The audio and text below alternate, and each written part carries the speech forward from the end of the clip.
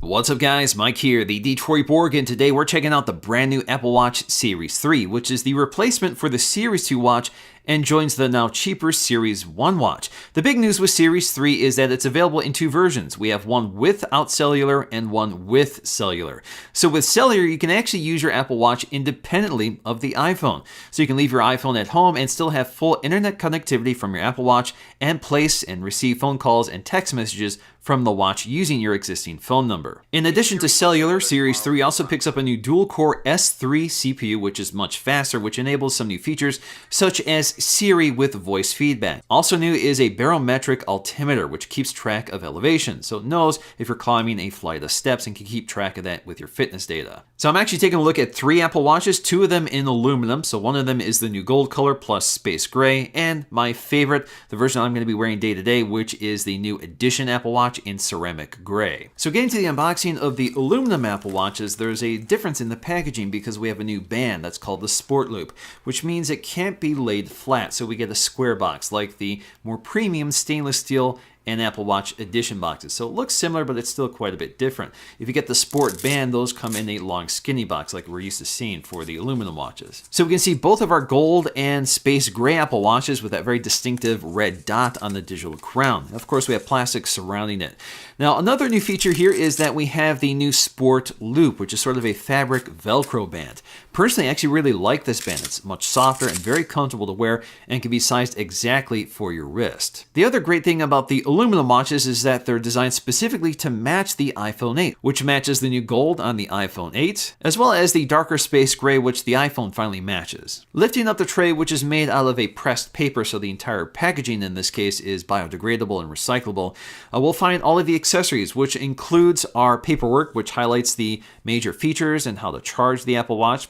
And of course, the accessories in the bottom of the box are pretty familiar. We have a 5-watt USB wall adapter, as well as the inductive charger, which is white plastic in this case. And as always, this just magnetically attaches to the back crystal of the Apple Watch and charges inductively. Next up is the Apple Watch Edition, which is a much more premium experience overall, right down to the pull tab for release in the plastic shroud over the box.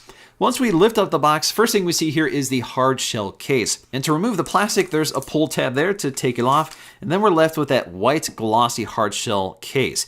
So once we pop open the case, we can see very nicely presented the Apple Watch Edition with that stunning gray color. So the first thing you notice when handling the Apple Watch Edition is that it feels much heavier than the aluminum watch. That's also true of the stainless steel. They definitely feel much heavier and much more premium. The other thing, especially with this dark ceramic, is that it has a much more jewel-like finish. It actually looks like a polished gem compared to aluminum or even stainless steel. It actually matches the sapphire crystal on the front. So if you look at the sapphire crystal next to the INX glass, you'll see that it's a little more reflective, but I really like the way it looks. In terms of the accessories, even the paperwork is nicer. So of course we get a quick start guide, but we also get this colorful pamphlet that highlights the manufacturing process for the ceramic Apple Watch. I actually took a look at this when I did the review of the white Apple Watch Edition from last year. It's just been updated for the ceramic gray as well as the red dot along the digital crown. Also included is the other sport band for resizing this for a smaller wrist. And again, this is a sport band, although the rivet on the sport band is also ceramic to match the watch. Included only with the Apple Watch Edition is the magnetic charging dock. This is a $79 accessory you can buy for any Apple Watch, but we get it thrown in here. Now it's kind of a nice accessory. I actually use one on my desk. So this cushions your Apple Watch while it's on the charger and keeps it upright, which is especially nice for nightstand mode. So this will actually turn your Apple Watch into sort of a night clock. So you can quickly check the time just by tapping the Apple Watch. But that's not the only charging option. We still have the magnetic puck in the bottom of the box alongside a lightning cable, which you'll need for the charging dock. Now the wireless charging puck in this case is stainless steel, so it's a little more premium than the one that comes with the aluminum watch. It is important to keep in mind that all versions of the Series 3 watch have the exact same hardware. The only difference really comes down to the casing material and the glass on the front. So in the case of the aluminum watches, this is made out of INX glass, as opposed to the sapphire crystal on the stainless steel and ceramic watches. But if you look at the crystal on the back of the watches, they're both made out of ceramic with the same heart rate sensor toward the center. And surrounding the crystal on the back is the specs for the Apple Watch. You know what series it is, you know what size, its casing material, the fact that it's water resistant up to 50 meters, you know whether you have INX glass or sapphire glass on the front, as well as the ceramic back panel. And of course, if the red dot isn't clear enough, there is an LTE badge on the back as well. There are a few design tweaks, the most prominent being the red digital crown, which is unique to the LTE model. But we also have some minor tweaks. So for example, we have a larger speaker grill compared to the Series 2 watch. Also, along the side, we have a microphone, and previously we had an air vent, but this time it's the barometric altimeter. The air vent has been relocated to the watch band slot. So if you remove the watch band, you'll see the pinhole right where the model number used to be. And the one design change that Apple mentioned is the thicker crystal along the back, but if you look side by side, it's actually hard to tell the difference. We also have the same OLED display available in 38 or 42 millimeters, and it gets extra bright in direct sunlight, so you can see it outdoors. It's still water resistant up to 50 meters, so you can take this swimming, and it even sounds a tone to eject water from the speaker when you're done swimming. Watch bands are extremely easy to replace, so you can push these buttons and swap them out, and if you look inside the grooves, you'll see the serial number and some of the model information. Setting up the Apple Watch has changed a bit with iOS 11 and watch OS 4. In fact, all you have to do is bring your phone near the watch and it automatically initiates the pairing process. The pairing process still involves scanning the code that's thrown up on the Apple Watch with a camera of your iPhone. Once you do that, you have the option to restore from a backup or set up as a new watch. But if you have the cellular version, you're prompted to set it up for the first time. Effectively, this takes you to your carrier to sign up for the service. Generally speaking, it's $10 per month, and as I mentioned, it uses your existing phone number on your Apple Watch, and you don't have to swap out the SIM because an embedded electronic SIM is built into the watch. Unfortunately, the Apple Watch does not support roaming between different carrier networks, so this may not be a great solution if you're traveling a lot. Next up, let's take a quick look at the interface on the Apple Watch. So we have the watch faces, and we can swipe across on the watch faces to jump between different watch faces. Now, if you're on the main watch face, you just swipe down to get to your notifications, and you can scroll through them. You can also use your finger on the screen to navigate through your notifications. If we swipe up from the bottom, we can get to the control center. So with the control center, we can see what device we're currently connected to. So right now, this watch is connected to my phone.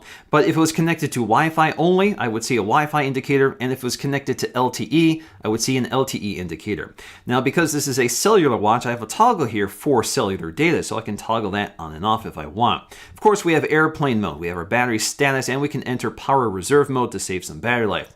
Now, we can also ping our iPhone, so if we've lost our iPhone somewhere close by, if we ping it, it will send a tone. Another neat new feature with watch OS 4 is the flashlight. So this will turn the screen into a flashlight. Now this gets brighter when you twist the watch away from you, so it's not going to blast your face with a bright light. We also have different flashing modes, so if you want to be more visible at nighttime when you're running, you can enter this mode. We also have a red light. And just like the Series 2 watch, this is water resistant up to 50 meters, so if you go swimming, you might want to enter this water lock mode. So this will prevent the screen from being activated when you're in the water, and in order to wake up the device, what you have to do is escape this mode by swiping on the digital crown until you get a tone, and this will eject water from the speaker grill. And lastly, we have an AirPlay icon. This allows us to connect the Apple Watch's audio to other devices, such as a Bluetooth speaker or a set of headphones. So pressing in the digital crown takes you to the watch face or to the app screen. So on the app screen, we have this grid view. Now, if you 3D touch on the app screen, this will take you to a new option with watch OS 4, which is list view. So if you prefer a list view instead of the grid, you have this option, and you can also get back to grid view if you want. The app selection reflects the apps that are also available on the iPhone, just sort of rescaled to the size of the Apple Watch. We also get a news app for the first time on the Apple Watch, and this will give you a few brief stories to take a look at. We can also customize this, so if you tap and hold, you can move them around like so. And if you want to remove them or uninstall them, you have to go to the Watch app on iOS 11. Now, to get to Siri, you can long press on the digital crown. What's the weather like tomorrow?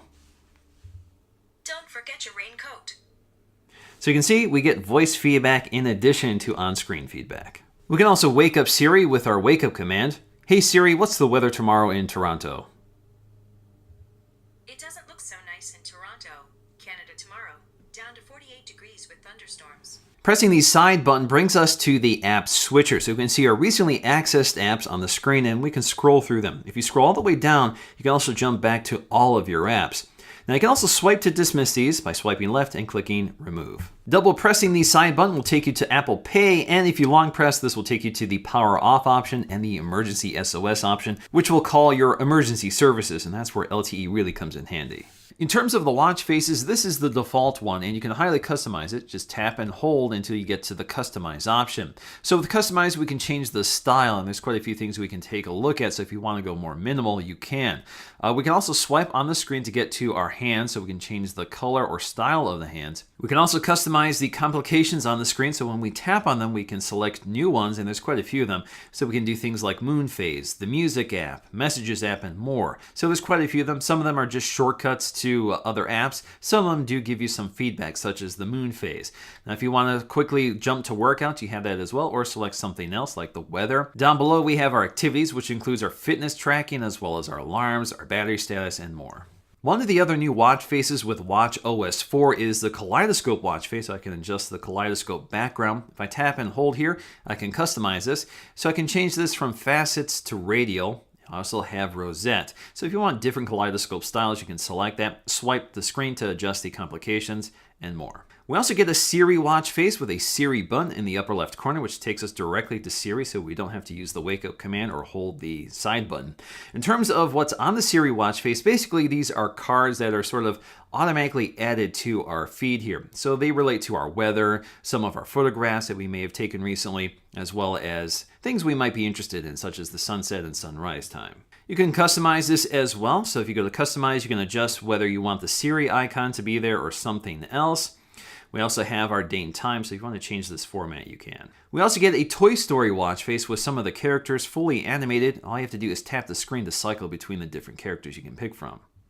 When it comes to cellular connectivity performance, I didn't really run into any issues, but I know a lot of people are. So on T-Mobile, although I don't have the reception on the watch as I do on my phone, at least according to the indicators on the screen, I really didn't run into any issues. It was just as fast and reliable as if it was connected to my phone or Wi-Fi. But using LTE will definitely shorten your battery life. So although I was getting maybe a work day out of cellular connectivity only, about 8 hours of battery life, but that's with using services such as streaming podcasts, or music at least part of that day. There's a lot of benefits to using an Apple Watch. I really like receiving notifications right on my watch, and I can easily command Siri all without touching my iPhone. So that keeps the screen off on my iPhone, which helps to conserve battery life. And battery life on the Apple Watch has always been excellent. I get at least one full day out of it, but I always charge it at night to make sure I get through a full day. It's also a very convenient and quick way of unlocking my Mac, so I didn't even touch my Touch ID sensors on my MacBook Pros. This is also one of the best fitness trackers out there, so this keeps track of all of your activity during the day, and you can also quickly start a workout just by commanding Siri. Now for me, I think cellular connectivity on the Apple Watch is more of a luxury than a necessity. There's very few situations where I might actually use this. So in the end, Series 3 isn't a huge upgrade from Series 2. Of course, we get the faster processor, and if you care about it, cellular. But for me, my favorite new feature is Siri with voice feedback. I use Siri a lot on my watch, and if it works more reliably, I think that's even better. Alright guys, hope you enjoyed this look at the Series 3 Apple Watch. If you guys enjoyed this video, please give it a like to let me know, and I'll see you again in my next video.